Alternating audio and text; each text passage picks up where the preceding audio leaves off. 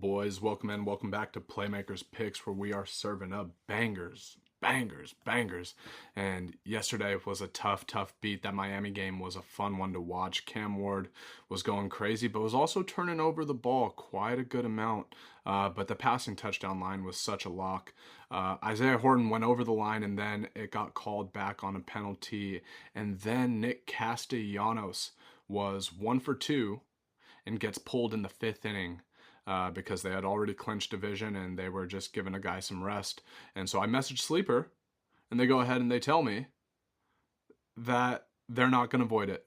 So it is what it is. Isaiah Horton ended up selling because of the penalty, bringing the catch back anyways. But still, I didn't like the way that felt because their bylaws clearly say, if you go to their FAQ and their help section, that if he does not have more than 2 plate appearances, they will void it. I messaged them. They said they would not void it even though he only had 2 plate appearances. So not sure how much we'll be using Sleeper anymore. So it's about principalities. There's principalities to this thing. But you guys are here for the free picks. And so we got 2 free plays for you guys. We got 1 DFS play here. As we take a look at it, we got Aaron Jones to go over 22 receiving yards. And why are we doing that? Well, the Green Bay Packers, it's a bit of a homecoming. If you guys have been following us here on baseball, you know we love a good revenge game. You know we love a good narrative game. And this Green Bay Packers defense is allowing the third most receiving yards to running backs in the entire NFL. They're averaging about 50 yards per game, 50 receiving yards per game to their opponents, to the running backs. And so now we look at Aaron Jones, and it's never been a question of if Aaron Jones is a capable running back. His biggest issue has been durability. And so he's one of those guys where early on in the season, milk him for everything that you can. And right now, I mean, his receiving yards are there. His rushing yards are there. He is producing at such a high level, and now he gets to go back to Green Bay. I think he's going to have a big game. I think he's going to find pay dirt. I think he's going to get it done on the ground, and I think he's going to get it done on the receiving end as well. But this line, I think Vegas just really fucked up. They set the line at 22.5 receiving yards. He's coming off back-to-back games where he's had 5 receptions. Okay, back-to-back games with 5 receptions. He's averaging over 35 receiving yards a game. He's averaging 4 receptions a game. So now it's just a question of, do we think that he's going to get, 4 grabs for 6 yards a grab? Hell yeah, we do.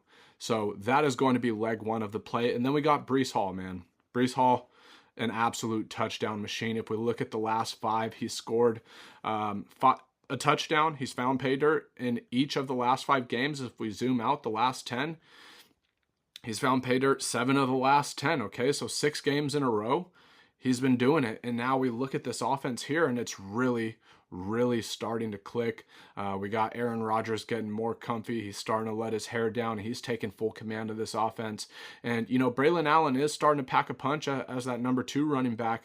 But I think that only serves for the longevity of this team and for this offense to just have more weapons, to not have to have everything run around Breece Hall, for the entire gravitational pull of this offense to revolve around Breece Hall. Now he gets to play a game and stay healthy. But one thing they're going to do, because these are solid defenses that he's played, right? Versus the Niners, versus the Tennessee Titans, even the New England Patriots. But they really had their way with the New England Patriots, and they had the backup players in there. Typically you see that with a larger lead, but it was just so far out of reach. There was nothing that the Patriots could have done offensively. And I expect a pretty similar outcome this week. I mean, we take a quick look here at the Denver Broncos defense, right? They've been very stout versus the pass. But in terms of rushing yards, they're in the bottom half of the NFL here. And, Bo Nix had a bit of his coming out party last week, but We expect to see some regression here this week. We do not expect them to be out on the field that much. We expect Aaron Rodgers to do his thing, nice, methodical, slow, milking the clock. And so we're going to see a lot of this Jets defense on the field. We are not going to see a lot of Bo Nix on the field. And the more time that the Jets offense is out there, the higher the chance of Breece Hall scoring a touchdown is. And it's just what he does. He's done it 6 games in a row, dating back to last year when they were dog shit. And now, that defense of the Jets is really coming to form as well, right? So that defense is coming to form. And like I said, that's just going to mean more time of control, more time of the Jets offense out there, and Breece Hall is going to get it done. Now, before we go ahead and get into our sportsbook play, guys, because that was our DFS play, nice 2.5x, something simple, just build that bankroll, right? If you guys want to get in on my VIP plays, guys, go to winnable.com/IamJimmyHill. That is where I post all the action. UFC, NCAA football, NFL, MLB. We got playoff baseball right around the corner, and now we're really starting to get sharp with football now that we've had some data to gather. So make sure you go sign up. If you want to get 1 free month of VIP, just sign up on Chalkboard, the same app that we're showing this slip here. Go ahead. If you're not signed up there already, use code JHill. They're going to match you 100% up to $100. And they don't act like dicks when you need a ticket voided because obviously the guy didn't play enough. So they're not stingy fuckers.